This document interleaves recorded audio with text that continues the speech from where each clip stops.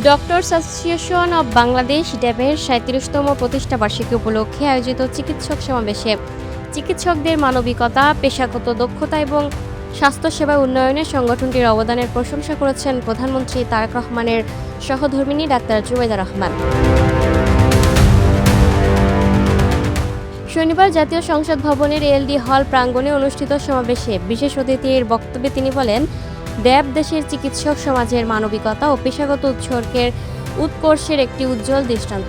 বিশ্বাস করি ড্যাব তার ঐতিহ্য, পেশাগত সক্ষমতা ও মানবিক অঙ্গীকার ধারণ করে তিনি আশা প্রকাশ করেন, ঐতিহ্য, পেশাগত সক্ষমতা ও মানবিক অঙ্গীকার ধারণ করে ড্যাব ভবিষ্যতেও চিকিৎসকদের কল্যাণ, স্বাস্থ্যসেবার মানোন্নয়ন এবং মানুষের পাশে দাঁড়াতে গুরুত্বপূর্ণ ভূমিকা পালন করবে। বক্তব্যের শুরুতে শহীদ রাষ্ট্রপতি জিয়াউর রহমান ও দেশনেত্রী বেগম খালেদা জিয়াকে শ্রদ্ধাভরে স্মরণ করেন ডাক্তার জুবাইদা রহমান। একই সঙ্গে ড্যাবের সদস্য ও দেশের চিকিৎসক সমাজকে আন্তরিক শুভেচ্ছা জানান তিনি।